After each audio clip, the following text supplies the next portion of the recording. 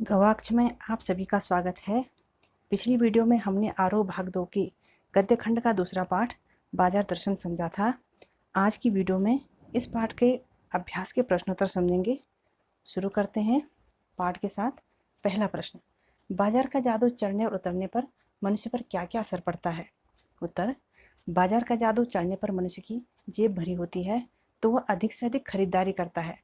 उसे सभी वस्तुएं आवश्यक और आराम को बढ़ाने वाली लगती हैं, लेकिन बाजार का जादू उतरते समय मनुष्य को लगता है कि वस्तुओं की अधिकता आराम को बढ़ाने में सहायक नहीं बल्कि उसमें बाधा उत्पन्न करती है। दूसरा प्रश्न, बाजार में भगत जी के व्यक्तित्व का कौन सा सशक्त पहलू उभर कर आता है? क्या आपकी नज़र में उनका आचरण समाज में शांति स्थापित करने में मददगार हो सकता है?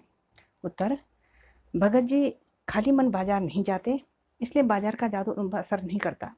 भगत जी का मन उद्देश्य से भरा रहता है। उनका उद्देश्य जीरा और नमक खरीदना है, इसलिए वह पंसारी की दुकान पर जाकर यही दो चीज़ें खरीदते हैं। बाजार में उनके व्यक्तित्व का यही सशक्त पहलू उभर कर आता है कि मन भरा होने के कारण उनका मन पर नियंत्रण होता है, इसलिए बाजार का जादू नहीं जड़ पाता। हमारी नज़र में भगत जी का आचरण समाज में शांति स्थापित करने में अवश्य ही मददगार हो सकता है, क्योंकि अगर सभी लोग भगत जी जैसा आचरण करेंगे तो उनमें अनावश्यक प्रतिस्पर्धा अर्थात एक दूसरे से बढ़कर दिखने की होड़ नहीं होगी। तब वे अनावश्यक वस्तुएं नहीं खरीदेंगे तो लोगों में आपसी वैमनस्य अर्थात मनमुटाव की भावना भी नहीं होगी। तीसरा प्रश्न, बाजारोपन से क्या तात्पर्य है? किस प्रकार के व्यक्ति बाजार को सार्थकता प्रदान करते हैं अथवा बाजार की सार्थकता किसमें है? उत्तर, बाजारोपन का तात्पर्य कपट बढ़ने, सद्भाव के घटने, लोगों का आपस में भाई मित्र या पड़ोसी न रहकर केवल ग्राहक और बेचक बनने तथा एक की हानि में दूसरे का लाभ देखने से है। बाजारोपन में आवश्यकताओं का आदान प्रदान नहीं बल्कि शोषण होता है। बाजार को वही व्यक्ति सार्थकता प्रदान करते हैं जो अपनी आवश्यकता की ही वस्तुएं खरीदते हैं। बाजार की सार्थकता आवश्यकता के समय काम आने में है। चौथा प्रश्न, बाजार किसी का लिंग, जाति, धर्म या क्षेत्र नहीं देखता, वह देखता है सिर्फ उसकी क्रय शक्ति को। इस रूप में वह एक प्रकार से सामाजिक समता की भी रचना कर रहा है। आप इससे कहाँ तक सहमत हैं? उत्तर, यह सत्य है कि बाजार जाति, धर्म या लिंग के आधार पर किसी से कोई भेदभाव नहीं करता। उसे तो ग्राहक की क्रय शक्ति चाहिए, तब चाहे ग्राहक स्त्री हो, पुरुष हो, किसी भी जाति का हो या किसी भी धर्म का हो। इस रूप में तो बाजार सामाजिक समता की रचना अवश्य करता है, लेकिन इसका एक दूसरा पहलू भी है। वह यह है कि जिन लोगों के पास क्रय शक्ति नहीं होती है उनमें हीन भावना आ जाती है और वे क्रय शक्ति वाले लोगों की तुलना में स्वयं को छोटा समझते हैं। यहाँ इसमें असमानता आ जाती है।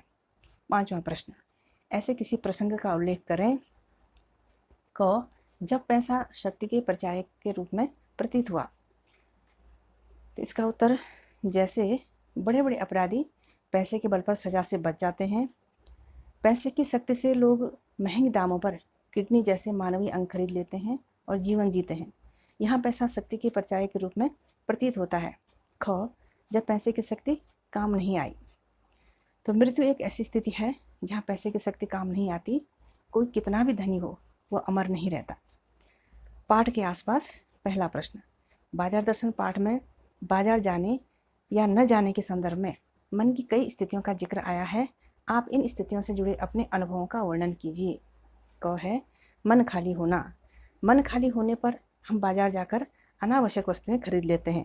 ख मन खाली ना होना। मन खाली ना होने पर अर्थात मन उद्देश्य से भरा है तो बाजार जाकर हम अपनी आवश्यकता की ही वस्तु खरीदते हैं। ग मन बंद हो। मन के बंद होने पर हम बाजार जाते ही नहीं। घ मन में नकार हो।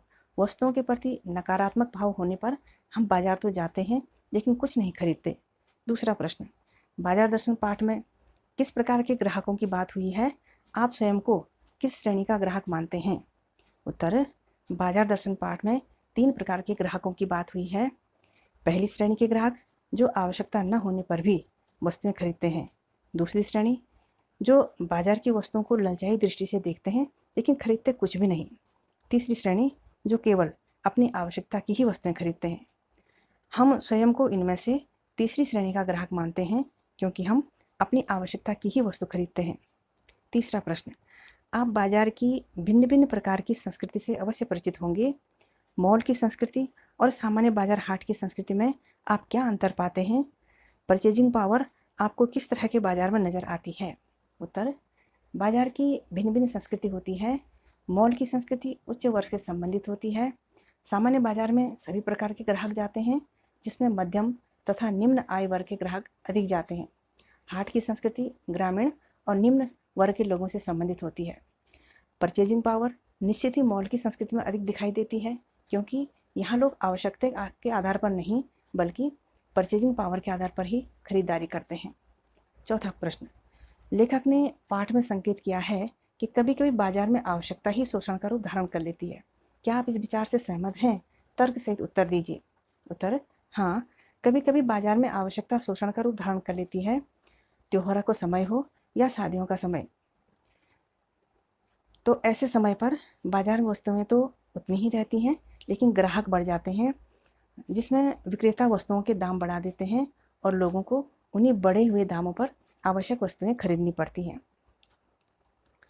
पांचवा प्रश्न, स्त्री माया न जोड़े, यहाँ माया शब्द किस ओर संकेत कर रहा है? स्त्रियों द्वारा माया जोड़ना प्रकृति प्रदत्त नहीं बल्कि परिस्थितिवश है। वे कौन सी परिस्थितियाँ हैं जो स्त्री को माया जोड़ने के लिए विवश कर देती हैं? उत्तर, माया शब्द यहाँ धन संपत्ति और वस्तुओं के संग्रह से है। महिलाएं परिस्थितिवश माया जोड़ती हैं क्योंकि वे घर में सभी की आवश्यकताओं का ध्यान रखते हुए आने वाले भविष्य के बारे में भी चिंतित रहती हैं। इसके साथ साथ आजकल समाज में दूसरों से बढ़कर दिखने की होड़ भी लगी हुई है। इन्हीं कारणों से वे माया जोड़ती हैं। ये थे बाजार दर्शन पाठ के अभ्यास प्रश्न। अगली वीडियो में हम काव्यखंड की दूसरी कविता पतंग पढ़ेंगे।